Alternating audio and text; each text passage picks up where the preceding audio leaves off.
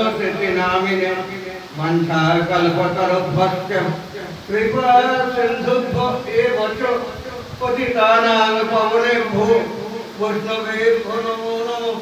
वृन्दावने तुलसीदेवो प्रियायै केशवस्य च कृष्णभक्ते प्रदे देवी सत्यवत्यै नमो नमः। नमो महावदन्नाय कृष्ण प्रेम प्रदायते कृष्णाय कृष्ण चैतन्य नाम्ने गौरात्रिसे नमः। हे कृष्ण करुणा सिंधु दीनबन्धो जगत्पते गोपेश गोपिकान्त राधाकान्त नमोस्तुते।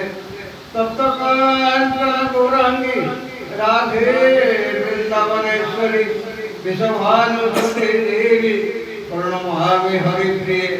जय श्री कृष्ण चैतन्य प्रभु नित्यानंद श्री अद्वैत गदाधर शिवासादि गौर भक्त वृंद।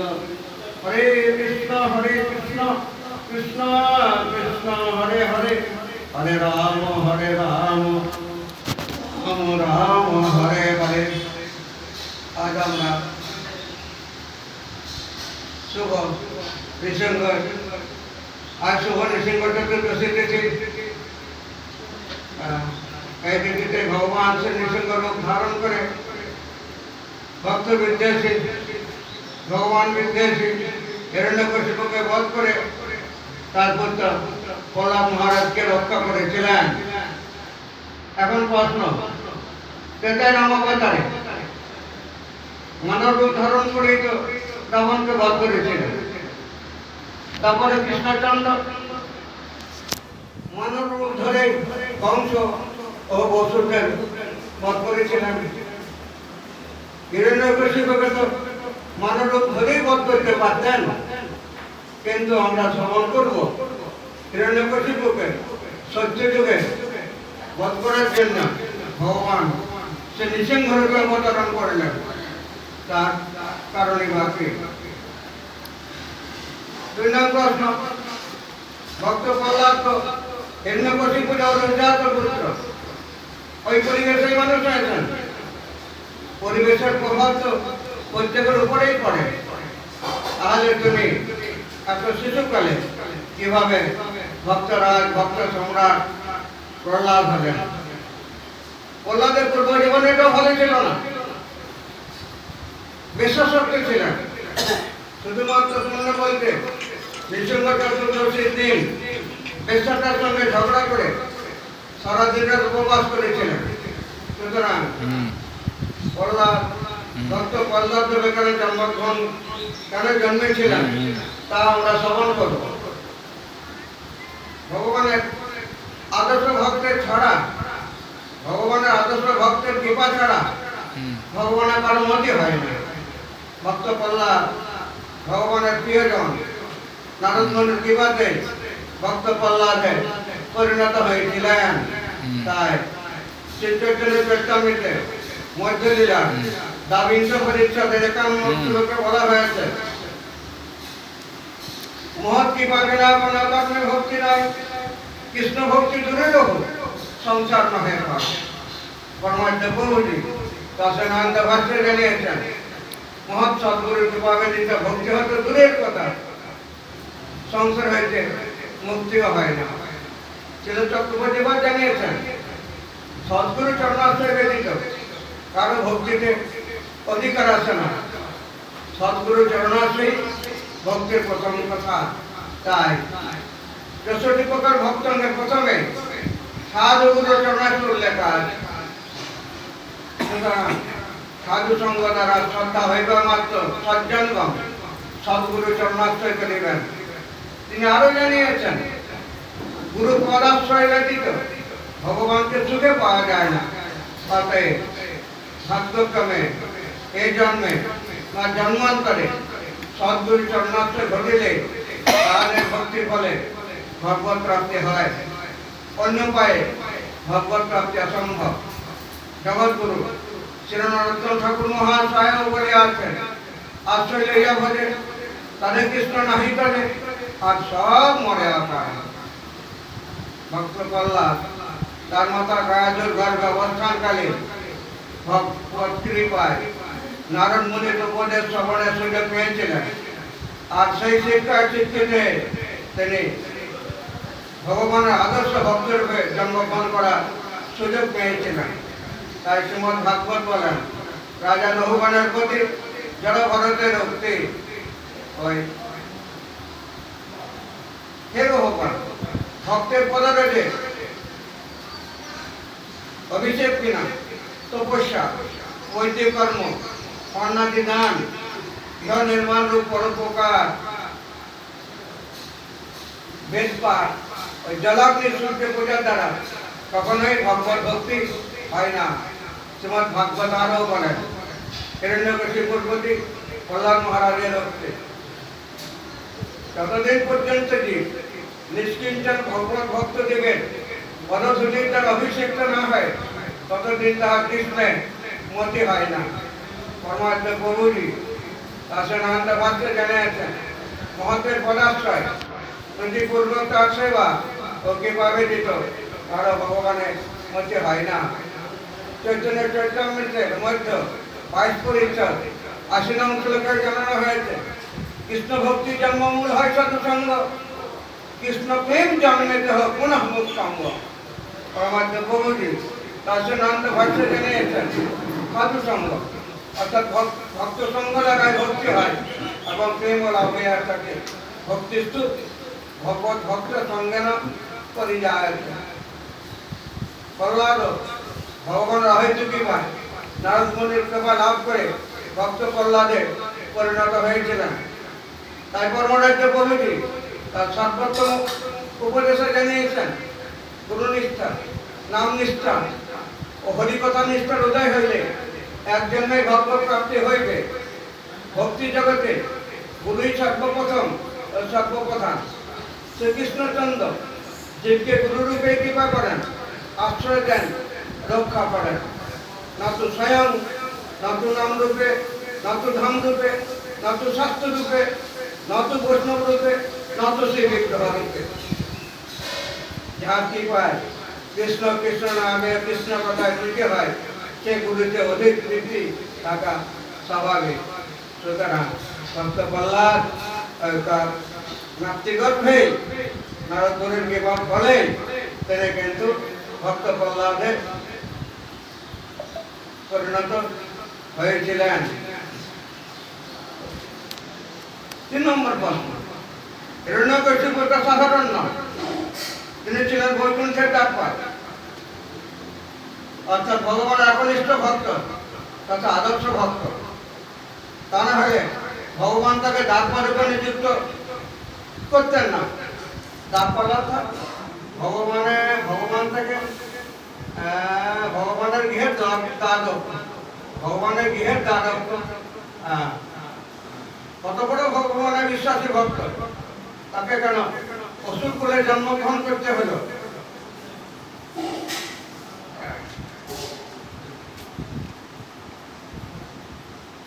কথা আমরা শ্রবণ করব হিরণ্যকশিপুর অসুর কুলে জন্মগ্রহণ করার কারণ। ভক্ত ছিলেন, ভগবানের দ্বারপাল, দুজন ছিলেন দু ভাই, জয় আর বিজয়। তাদেরকে কেন অসুর কুলে জন্মগ্রহণ করতে হলো? মহারাজ যুধিষ্ঠির নারদ মুনির কাছে প্রশ্ন করলেন, বৈকুণ্ঠবাসীদের দেহ সম্পূর্ণরূপে চিন্ময়, সুতরাং তারা কিভাবে অভিশপ্ত হয়ে সাধারণ মানুষের মতো প্রাকৃত দেহের বন্ধন আবদ্ধ হয়েছে? তার হচ্ছে নারদ মুনি বললেন, এক সময় ব্রহ্মার 4 পুত্র সনক, সনন্দন, সনাতন এবং সনক কুমার ত্রিভুবন পরিক্রমা করতে করতে বিষ্ণুকে উপস্থিত হয়েছিলেন। যদি সে 4 জন মহর্ষি ব্রহ্মার অন্যান্য পুত্রদের থেকে বয়সে বড় ছিলেন। ব্রহ্মার যতগুলো পুত্র ছিল তার মধ্যে শ্রেষ্ঠ ছিলেন। মরীচি চতুর্থনের বয়স বেশি ছিল। তবু তারা উলঙ্গ অর্থাৎ কোনো পোশাক করতেন না, ক্লান্ত থাকতেন। আর এত বয়স হওয়া সত্ত্বেও তাদেরকে দেখতে মনে হয়েছে 5-6 বছরের বালকের মতো। সেই জন্য চতুর্থদের কোনো বয়স্ক ছবি আমরা দেখতে পাই না। ভগবান শ্রীকৃষ্ণচন্দ্র এছাড়া তবে 125 বছর কাল পর্যন্ত প্রকট ছিলেন, কিন্তু তিনি 10 বছর 8 মাস ওই কৈশোর বয়সে নিত্যস্থিতি। ভগবানের ওই জন্য কোনো বার্ধক্যের চিত্র আমরা দেখতে পাই না, তার বার্ধক্যই আছে না। 10 বছর 8 মাস ওই নিত্য কৈশোরে তার স্থিতি। তদনুরূপ তেনাদের কিন্তু যতই বয়স হোক প্রদূষণের, ওনারা কিন্তু 5 বছর বা 6 বছরের বালকের মতনই দেখতে ছিলেন। আচ্ছা, তো ওনারা ভগবানকে দর্শন করার জন্য বিষ্ণুলোকে গিয়েছিলেন। তো দরজায় তো পাহারা দিচ্ছেন ভগবানের দুইটার পাল, জয় এবং বিজয়। জয় বিজয় দেখলেন যে 5-6 বছরের বালক, তাতেও তো আবার উলঙ্গ, বাধা দিয়ে দিলেন, হ্যাঁ তোমাদের এই ভগবানকে দর্শন করা পাবে না তোমরা। হ্যাঁ, তো উভয়ের মধ্যে কথা কাটাকাটি হলো, বচসা শুরু হয়ে গেল। তখন ব্রহ্মার 4জন পুত্র, যাদের বলা হয় চতুর্জন, তারা জয় বিজয় অভিশাপ দিলেন। আরে মূর্খ তাৎপালদয়, তোমরা রজ এবং তমগুণের দ্বারা প্রভাবিত, তাই তোমরা নির্গুণ ভগবানের সেই পাদপদ্মের আশ্রয়ে থাকার অযোগ্য। তোমরা এক্ষুনি জড়জগতে পাপিষ্ঠা আসুরি জমিতে জন্মগ্রহণ করো। অভিশাপ দিয়ে দিল চতুর্জন। এইভাবে মহর্ষিদের দ্বারা অভিশপ্ত হয়ে জয় এবং বিজয় যখন জড়জগতে পতিত হচ্ছিলেন, তখন তাদের প্রতি অত্যন্ত দয়ালু ঋষিরা বলেছিলেন, হে দ্বারপাল জয় ও বিজয়, 3 জন্মের পর তোমরা আবার বৈকুণ্ঠ লোকে তোমাদের পদে ফিরে আসবে, তখন তোমাদের সাপের কাজ সমাপ্ত হবে। সাধু গুরু বৈষ্ণবের অভিশপ্ত আশীর্বাদ স্বরূপ তো বললে ঠিক আছে, তোমরা কিন্তু 3 জন্মে কিন্তু ভগবানের হাতে নিহত হবে, অন্য কারো হাতে নিহত হবে না, তোমরা আবার কিন্তু এই দ্বারপাল পদে ফিরে আসবে। তাই তারা সত্য যুগে হিরণ্যাক্ষ হিরণ্যকশিপু, ত্রেতায় রাবণ কুম্ভকর্ণ এবং দ্বাপরে শিশুপালে দন্তবক্ষ রূপে জন্মগ্রহণ করে। এনারা কিন্তু 3 জন্মে ভগবানের সঙ্গে শত্রুতাপূর্ণ আচরণ করে ভগবান হাতে নিহত হয়েছিলেন। বিধি বিধান না যায় খণ্ডন, ভগবান কোন ঘটনাকে কেন্দ্র করে কিভাবে লীলা করবেন একমাত্র তিনিই জানেন। তার লীলা ব্রহ্মারও অগোচর। জয় বিজয় অভিশপ্ত 3 জন্মে শত্রুতাবশত কৃষ্ণ প্রাপ্তে হয়েছিল। ওরা 3 জন্মে রাবণ, কুম্ভকর্ণ, দন্তপক্ষ, শিশুপাল, জয় বিজয়, এরা কিন্তু 3 জন্মে শত্রুতাবশত কৃষ্ণ প্রাপ্তে হয়েছিল। তাই শ্রীমদ্ ভাগবত বলেন, মহারাজ যুধিষ্ঠিরের প্রতি নারদ মুনির উক্তি, গোপ কামার ভয় কংস দেশাচ্যুত আদয় নিপা সম্বন্ধাত কৃষ্ণায় স্নেহাত জীবন ভক্ত ভয়ং বিভ। হে মহারাজ যুধিষ্ঠির, গোপীগণ কামবশত, কংস ভয়বশত, শিশুপাল প্রভৃতি রাজাগণ শত্রুতাবশত, যদুগণ সম্বন্ধবশত, তোমরা পাণ্ডবগণ স্নেহবশত এবং আমরা ভক্তিবশত শ্রীকৃষ্ণের কৃপা প্রাপ্ত হয়েছি। ভগবান এক একজনকে এক একভাবে কৃপা করেছেন। এখন অসুরদের মাতা দিতি, তখন কিন্তু কোনো সন্তান সন্ততি ছিল না। আরো অন্যান্য ভগিনীদের সন্তান সন্ততি ছিল, তাই তার মনটা খারাপ হয়, আমার কিন্তু কোনো সন্তান সন্ততি নাই। তো কিন্তু একদিন অশুভ সময়ে, সন্ধ্যার সময়, অশুভ সময়ে দিতি কামাত্মা হয়ে তার স্বামী কৌশিকের সঙ্গসুখ কামনা করেছিলেন পুত্র লাভের আশায়। অশুভ সময়ে, সেই সময়টি অশুভ থাকায় আদিদৈত্য হিরণ্যাক্ষ হিরণ্যকশিপু জন্মগ্রহণ করে। এই 2 ভাই কিন্তু দৈত্য কুলের মধ্যে আদি। অশুভ সময়ে জন্মগ্রহণ করার ফলে কশ্যপের ঔরসে দিদির গর্ভে হিরণ্যাক্ষ হিরণ্যকশিপু জন্মগ্রহণ করেছিল। এখন কোন এক সময় পৃথিবী গর্ভোদক সমুদ্রে পতিত হয়। ভগবান তখন বড় রূপ ধারণ করে সেই পৃথিবীকে দন্ত দ্বারা উত্তোলন করেন। বড় বুনো শুকরদের দাঁত থাকে, তুলেছিলেন। আদিদৈত্য হিরণ্যাক্ষ ভগবান সে কাজের জন্য বাধা দেন, এখানে বাধা দিয়েছিলেন এবং বরাহদেবকে আক্রমণ করেন। শুরু হয়ে এক মহাযুদ্ধ। সেই যুদ্ধে ভগবান বিষ্ণু অর্থাৎ বরাহদেব হিরণ্যকে বধ করেন। ফলে হিরণ্যাক্ষের ভাই হিরণ্যকশিপু বিষ্ণু বিদ্বেষী হয়ে ওঠেন এবং চিন্তা করতে থাকেন, আমি আমার ভাই হিরণ্যাক্ষকে যে বধ করেছে, আমি তাকে বধ করে প্রতিশোধ নেব। তো হিরণ্যকশিপু ক্রোধে অশ্বাদ দংশন করতে করতে বলতে লাগলো, হে অসুরেরা, আমাদের নগণ্য শত্রু দেবতারা আমার শুভাকাঙ্ক্ষী ভ্রাতা হিরণ্যাক্ষকে বধ করেছে। এমনকি ভগবান বিষ্ণু তিনি দেবতাদের পক্ষ অবলম্বন করে আমার ভাইকে হত্যা করেছে। যদি সে পরম পুরুষ, তবু এখন সে মায়ার বসে একটি অস্থির বালকের মতো দেবতাদের সেবা প্রলোভনে মুক্ত হয়ে দেবতাদের প্রসন্নতা বিধানের জন্য ভরা রূপ ধারণ করেছে। আমি তাই আমার শূলের দ্বারা সেই বিষ্ণুর ধর থেকে অর্থাৎ শরীর থেকে ধর থেকে তার মুন্ডটাকে ছিন্ন করে তার রক্তের দ্বারা আমার ভাতা হিরণ্যকে তর্পণ করব, তবে আমার শান্তি হবে। আমি যখন যে কপট স্বভাব বিষ্ণুকে হত্যা করব, তখন বিষ্ণুপ্রাণ দেবতারাও বিনষ্ট হবে। এই তারা আমার ভাইকে বড় অবতারে ভগবান বিষ্ণু বধ করেছে। বিষ্ণু বিদ্বেষী হয়ে গেলেন। ভগবান বিষ্ণুকে বধ করার জন্য হিরণ্যকশিপু অমর হওয়ার জন্য কঠোর তপস্যা করতে লাগলেন। হিরণ্যকশিপু মন্দার পর্বতের উপত্যকায় পায়ের আঙুলের উপর ভর করে দাঁড়িয়ে ঊর্ধ্ববাহু হয়ে এবং আকাশের দৃষ্টি নিবন্ধ করে অত্যন্ত কঠোর তপস্যা করতে শুরু করেছিল। হিরণ্যকশিপুর কঠোর তপস্যার ফলে তার মস্তক থেকে অগ্নি বিচ্ছুরিত হয়েছিল এবং সে অগ্নি ও তার ধূম আকাশ জুড়ে ছড়িয়ে পড়েছিল এবং তার ফলে সমস্ত গ্রহলোক অত্যন্ত উত্তপ্ত হয়ে উঠেছিল, ভূপৃষ্ঠ কম্পিত হয়েছিল, গ্রহ নক্ষত্রগুলি বিক্ষিপ্ত হয়েছিল, 10 দিক প্রজ্বলিত হয়েছিল হিরণ্যকশিপুর তপস্যার প্রভাবে। হিরণ্যকশিপুর কঠোর তপস্যার ফলে সন্তপ্ত এবং অত্যন্ত বিচলিত হয়ে সমস্ত দেবতারা স্বর্গলোক পরিত্যাগ করে ব্রহ্মলোকে গিয়েছিলেন এবং বিধাতাকে বলেছিলেন, হে দেবদেব, হে জগৎপতে, দৈত্যপতি হিরণ্যকশিপুর কঠোর তপস্যার প্রভাবে তার মস্তক থেকে উদ্গত অগ্নির তাপে আমরা এতই সন্তপ্ত হয়েছি যে আমরা স্বর্গলোকে থাকতে পারছি না, তাই আমরা আপনার কাছে এসেছি। সে তার তপস্যার প্রভাবে আপনার পদ অর্থাৎ ব্রহ্মপদ অধিকার করতে চায়। দেবতারা বললেন যে এমন তপস্যা করতে চাইছে, সাধারণ পদেরও প্রার্থী নয়, আপনার পদটা ব্রহ্মপদ পেতে চায়।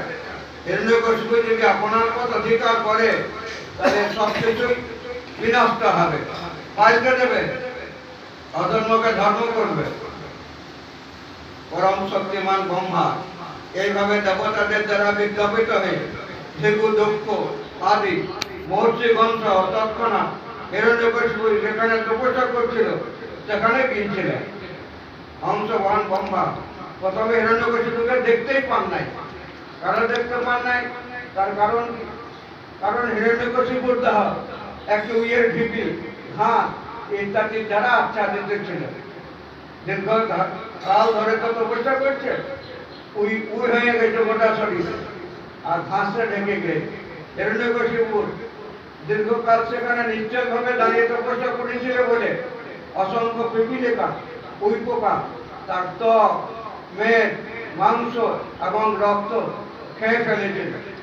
তারপর ব্রহ্মা এবং দেবতারা তাকে তার তপস্যার দ্বারা সমস্ত জগৎকে তাপ প্রদানকারী দেখার জন্য সূর্যের মতন দেখতে পেয়েছিল।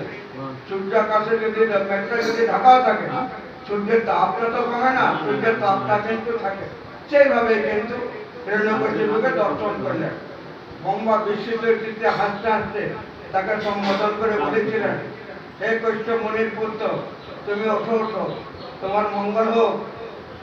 তুমি তপস্যায় সিদ্ধি লাভ করেছ এবং তাই আমি তোমাকে বর দিতে এসেছি।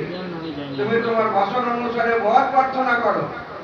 আমি তোমার সহন শক্তি দর্শন করে অত্যন্ত আশ্চর্য হয়েছি। কীট এবং বিলেকেরা যদিও তোমার সারা শরীর খেয়ে ফেলেছে, তবু তুমি তোমার অস্থিতে তোমার প্রাণবায়ু ধারণ করে আছো। হাড়ে হাড়ে প্রাণবায়ুকে ধারণ করে তুমি বেঁচে আছো। এইটু অবশ্যই অত্যন্ত আশ্চর্যজনক। তুমি 100 দীর্ঘ বর্ষ ধরে জলপান পর্যন্ত করো নাই। দেবতাদের হিসাবে 100 বছর জলপানও পর্যন্ত করেন নাই। কি কঠোর তপস্যা! তুমি ছাড়া কে এইভাবে প্রাণ ধারণ করতে পারে? হিরণ্যকশিপুকে এই কথা বলে ব্রহ্মতার কমণ্ডল থেকে অভ্যর্থ দিব্য জল নিয়ে হিরণ্যকশিপু দেহের উপর চিন্তন করেছিলেন। তারপরে হিরণ্যকশিপুর শরীর বজ্র সদৃশ সর্ববর্ণের সমন্বয়ে উত্থিত হয়েছে। পূর্ণ যৌবন নিয়ে হিরণ্যকশিপু উত্থিত হইলেন তপস্যা থেকে। হংসবাহন ব্রহ্মাকে দর্শন করে হিরণ্যকশিপু তৎক্ষণাৎ ভূমিতে মস্তক অবনত করে ব্রহ্মার প্রতি কৃতজ্ঞতা প্রকাশ করতে লাগলেন। নমো অধ্যায় বিদায় জ্ঞান বিজ্ঞান মূর্তয়ে প্রাণেন্দ্রিয় মনোবুদ্ধি বিকারই ব্যক্তি মি জুসে। আমি ব্রহ্মাণ্ডের আদিপুরুষ ব্রহ্মাকে আমার প্রণতি নিবেদন করি, যিনি জ্ঞানবান এবং যিনি এই বিরাট জগৎ সৃষ্টির কার্যে তার মনোবুদ্ধির উপযোগ করতে পারেন। তারই কার্যকলাপের ফলে এই ব্রহ্মাণ্ডের সব কিছু প্রকাশিত হয়েছে। তার তিনি হচ্ছেন সমস্ত জগতের কারণ, সমস্ত জগতের মূল কারণ।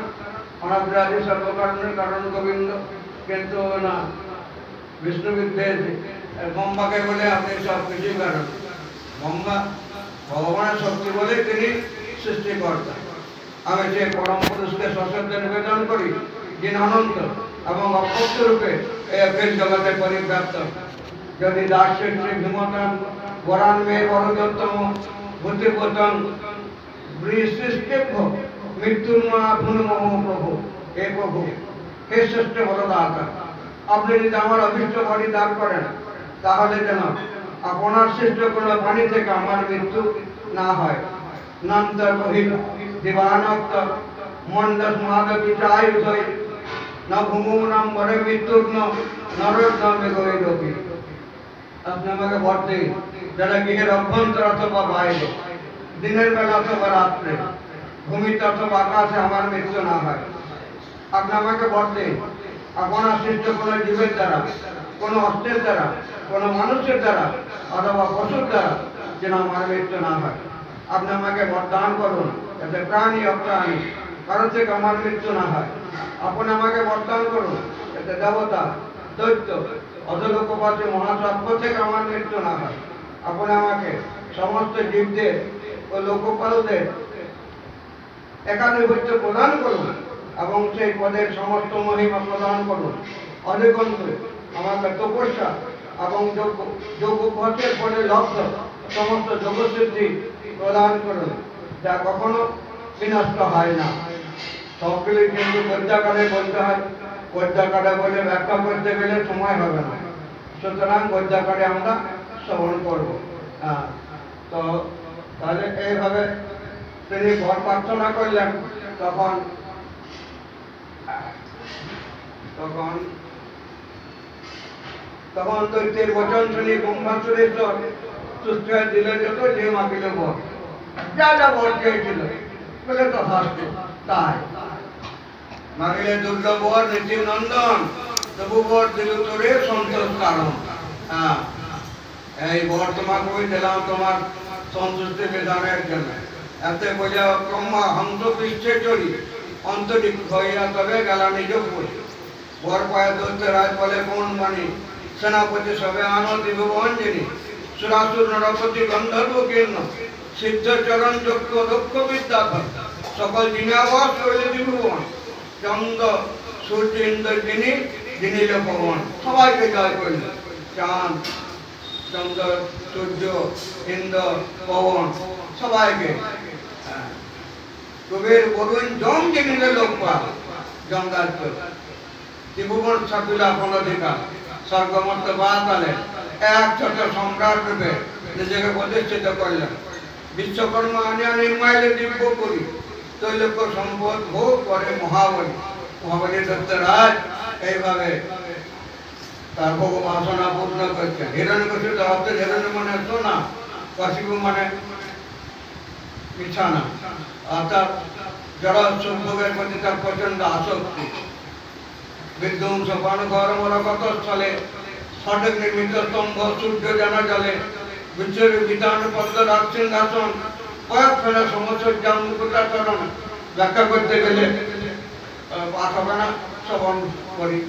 বহুমূল্য রত্নমণি হেম পরিচ্ছদ একত্র করিলেন ত্রিভুবনের সম্পদ। ত্রিভুবনের সমস্ত সম্পদ তিনি আহরণ করলেন।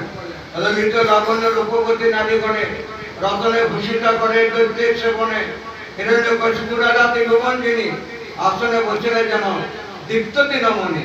সুরাসুর করে তার চরণ বন্দন কেবল প্রথমে বস হইল ত্রিভুবন।